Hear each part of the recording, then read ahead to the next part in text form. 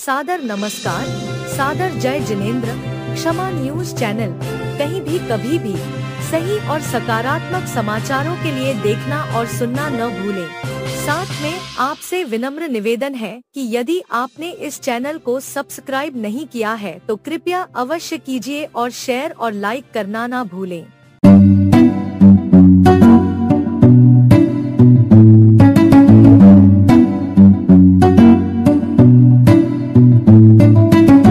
श्री महावीर स्वामी के निर्वाण कल्याणक महोत्सव की पूर्व संध्या पर गत दिनांक 20 अक्टूबर 2025 को प्रभु श्री महावीर भगवान ने दिखाया अपना महाअतिशय।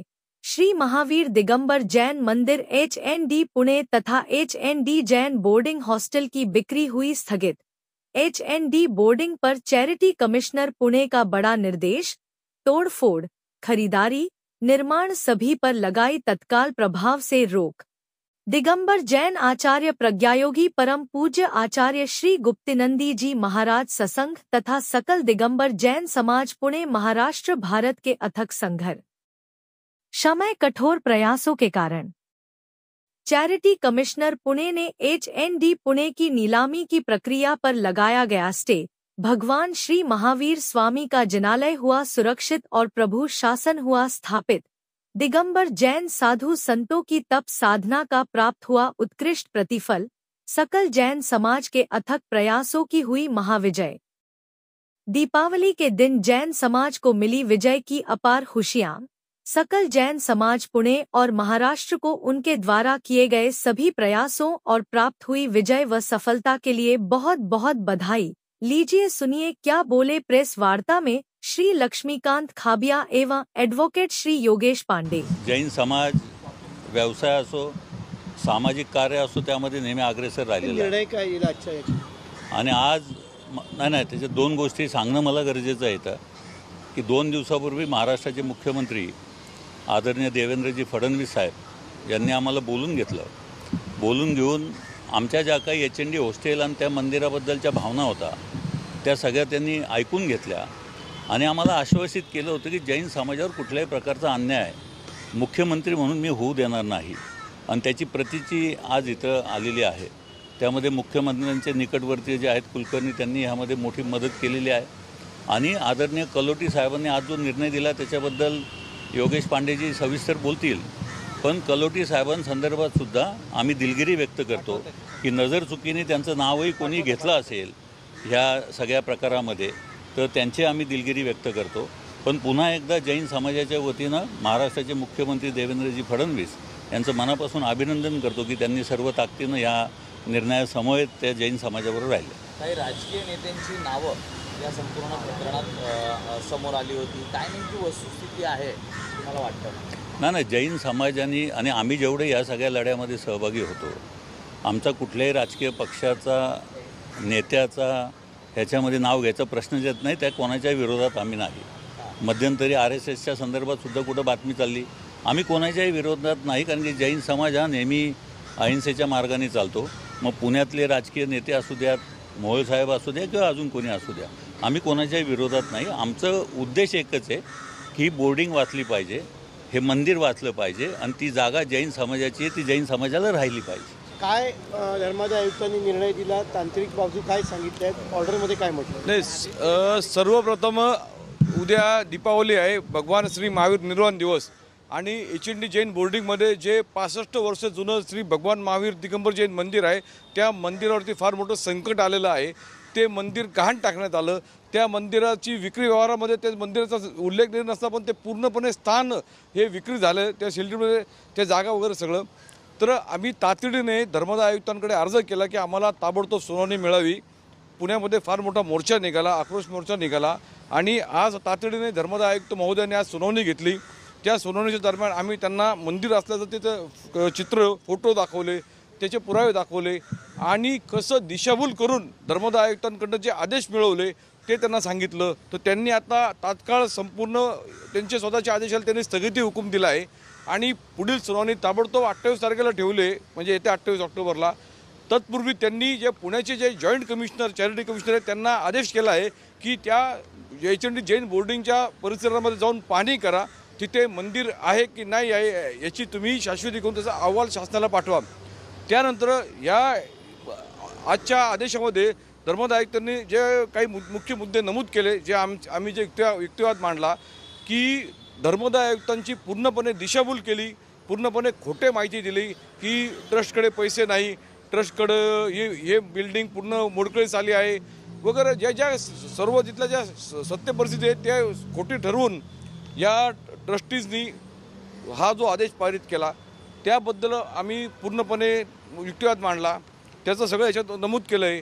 सर्वात महत्त्वाचं म्हणजे ह्या व्यवहारामध्ये मंदिरांचं जे म्हणजे सरकारी जे व्हॅल्यूवर आहेत सर्च रिपोर्ट आहे, कुठल्याही दस्तावेजमध्ये मंदिराचा उल्लेखच नाही आणि याची अत्यंत गंभीर दखल माननीय धर्मादाय आयुक्तांनी घेतली। त्यामुळं जो समाजामध्ये जो आक्रोश होता, मी आता वकील म्हणून पण ती भूमिका मांडतो आणि समाजाचा एक घटक म्हणून पण मांडतोय की जो आक्रोश होता पुण्यामध्ये किंवा पूर्ण देशभरामध्ये की तुम्ही मंदिरावरती अशा प्रकारे जर करताय आणि कुठल्याही रेकॉर्डमध्ये नाही, म्हणजे पुणे महानगरपालिकेसारख्या संस्थेच्या अहवाल जे त्यांनी तयार केले, जे प्लॅन सँक्शन केले, कुठेही मंदिर नाही आणि त्यामुळं ह्या मंदिराचं आहे की नाही याची पाहणी करण्यासाठी जे धर्मादाय आयुक्तांचे जे प्रतिनिधी आहे जॉईंट चॅरिटी कमिशनर पुणे त्यांना ताबडतोब त्यांनी निर्देश दिला आहे। आम्ही मोठे गैरव्यवहार करताना कुणाचं तरी पाठबळ असणं गरजेचं असतं किंवा कुणाचं तरी पाठिंबा यामागे असणार, कारण एवढे डॉक्युमेंट्स खोटे बनवणं यामागे नेमका कोणाचा हात असू शकतो किंवा आहे असं आपल्याला संशय आहे। नाही, आता बघा हे सगळं आम्हाला त्यात आता कुणाचा हात आहे काय हे माध्यमं न्यायव्यवस्था हे सगळं शोधतील। मात्र सगळ्यात मुख्य मुद्दा आहे की एक पूर्ण मोठं प्रतिष्ठित मंदिरच गायब करण्यात आलं होतं आणि आज जसं 2-3 दिवसापूर्वी आम्ही हा माननीय जे मुख्यमंत्री महोदय त्यांची आम्ही भेट घेतली आणि त्यांनी आम्हाला जे आश्वासन दिलं होतं की तुम्हाला न्याय मिळेल, सरकारकडनं पण मिळेल आणि धर्मादाय आयुक्तांकडे आम्ही जी मांडणी केली ताबडतोब याचं जे ग्रॅव्हिटी होती, कारण हे इतकं गंभीर आहे, कारण आज या घडीला आम्ही जे सांगितलं की आम्ही जे मुद्दा मांडला की मंदिर बेवारच झालं आहे, त्या मंदिराचं मालक कोण आहे, कारण ते मंदिर कोण, त्याची मालकी हक्क कोण आहे, कारण जागा तर विकली, सेलडीड झालं, त्याच्यात घाणखत झालं। सर्वात गंभीर म्हणजे बुलढाणा अर्बन आणि ती जी बिरेश्वर पतपेढी आहे त्यांनी त्याच्यावरती घाणखत पण केलं त्या सगळ्या जमिनीवरती, त्याच्यातही कुठं मंदिराचा उल्लेख नाही, मात्र जागा क्षेत्र त्या भूमीवरतील प्रत्येक वस्तूवरती त्यांनी चार्ज चढवला। त्याच्यावरून मुरलीधर मोहोळ आणि रवींद्र दंगेकर यांच्या जुंपले एकमेकांवरती आरोप प्रत्यारोप करतायत। टेक्निकलदृष्ट्या मुरलीधर मोहोळ याच्यामध्ये होते का, त्यांची पार्टनरशिप होती का, LLP होती का? बघा या सगळ्या जर गोष्टी बघितल्या, मंदिरात त्यांच्या व्हिजिटचे फोटो आहेत पब्लिक डोमेनमध्ये, ते येऊन गेलेले आहेत आणि बघा आता हा जो विषय ना आहे की नाही आहे, मुरलीधर मोहोळ आले होते तिथं, तो आहे पब्लिक डोमेन फोटो, त्या सगळ्या गोष्टी झाल्या, काल दिवसभर त्याचे वादपरिवाद झाले, चर्चा झाल्या, आरोप प्रत्यारोप झाले। ह्या सगळ्याकडं न जाता आमचा स्वतःच एक मुख्य मागणी आहे आणि आमची ताबडतोब की ते बोर्डिंग जे विद्यार्थ्यांसाठी आहे ते सुरू झालं पाहिजे आणि या ट्रस्टींनी जो बोगस कारभार केला आहे त्याबद्दल यांच्याविरुद्ध कारवाई होणं खूप जरुरी आहे आणि आम्ही 28 तारखेच्या सुनावणीला पूर्ण ताकदीने पुन्हा तो मुद्दा देखील मांडणार आहे, कारण आज जी सुनावणी झाली, जे आमचा जो अर्ज होता हा विक्री व्यवहार होण्याच्या पूर्वीचा अर्ज होता आमचा आणि ह्या अर्जानुसार आज सुनावणी झाली। यामध्ये आता आम्हाला थोडी बदल करून जे नवीन जे घटनाक्रम घडले आहेत ते सुद्धा आम्ही आणणार आहोत। मात्र आज फार मोठा निर्णय जो धर्मादाय आयुक्तांनी घेतला की त्या जागेवर मंदिर आहे की नाही आहे। आता जर सामान्य माणसाने जर बघितलं तर डोळ्यासमोर तुम्हाला मोठं मंदिर दिसतं आणि अशा स्थितीमध्ये जे अधिकारी ज्या म्हणजे जे व्हॅल्यूवर सरकारी मूल्यांकनवाले सर्च रिपोर्टवाले सगळ्यांनी मंदिर गायब केलं आहे, हे फार गंभीर आहे आणि मी राज्य सरकारचं अभिनंदन करतो की त्यांनी याची ताबडतोब गंभीर दखल घेतली आहे आणि आम्हाला भगवान महावीर निर्वाण दिवसच्या पूर्वसंध्येला आज जे राज्याचे धर्मादाय आयुक्त महोदय आहेत त्यांच्याकडे ती स्टेट हिराचंद नेमचंद जैन बोर्डिंगच्या जमीन विक्री प्रकरणी तातडीची सुनावणी आयोजित करण्यात आली होती। मागील काही दिवसापासून या मंदिरावरती एक कर्जाचा बोजा घाणखताद्वारे चढवण्यात आला। सेलडीडमध्ये या जमिनीवरती एक विक्री व्यवहार झाला आणि या संपूर्ण व्यवहारामध्ये मंदिराचा जरी उल्लेख नसला तरी मात्र जी संपूर्ण जागा आहे ती मंदिरासकट त्याचा विक्री व्यवहार झाला। याची आम्ही एक तक्रार केली होती आणि याची तातडीने दखल घेत धर्मादाय आयुक्तांना सुनावणी ठेवली। या सुनावणी दरम्यान धर्मादाय आयुक्त महोदयांनी जे पुण्याचे जे जॉईंट चॅरिटी कमिशनर आहेत त्यांना निर्देश दिले आहे की त्या प्रत्यक्ष स्थळावर जाऊन पाहणी करण्यात यावी की तिथे मंदिर आहे की नाही आहे, किती वर्ष जुनं आहे, त्याची पूजा कशी चालती आणि याचा अहवाल 28 ऑक्टोबरपर्यंत या कार्यालयाला सादर करायचा आहे। तोपर्यंत स्टेटस को म्हणजे जशी आहे जशी स्थिती ठेवण्याचे त्यांनी आदेश दिले तो पुढील आदेश नंतर पारित केले जातील. या सर्व कार्यामध्ये जे राज्याचे जे मुख्यमंत्री महोदय श्री देवेंद्र फडणवीस साहेब यांनी 3 दिवसापूर्वी आम्हाला आश्वासन दिलं होतं की तुमच्या जो जैन समाजावर जो अन्याय झाला आहे आणि जे खोटे कागदपत्र रंगवून जे आदेश पारित केले तर याबद्दल सरकार गंभीर दखल घेईल. त्याचबरोबर जे मुख्यमंत्री कार्यालयाचे जे अधिकारी किंवा जे ओएसडी किंवा जे सहकारी मदतनीस आहेत वीर कुलकर्णी साहेब त्यांची टीम व इतर सर्वांनी आम्हाला सहकार्य केलं आणि आजची जी सुनावणी झाली जो आदेश मिळाला आहे याची कॉपी आम्ही ज्या संबंधित जे रिस्पॉन्डंट पार्टीज आहेत त्यांना तात्काळ सर्व्हिस करणार आहोत आणि 28 तारखेला जी सुनावणी होईल त्या दरम्यान ज्या आणखीन जे पुढील पुरावे दस्त हे सादर केले जाईल. त्यामुळे सर्वांचा आभार.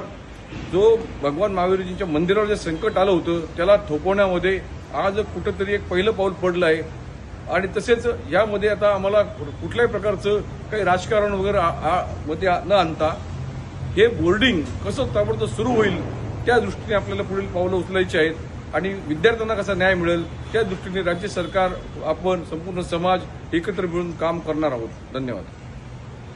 क्षमा न्यूज चैनल देखने के लिए आपको बहुत बहुत धन्यवाद. सादर प्रणाम. सादर जय जिनेंद्र.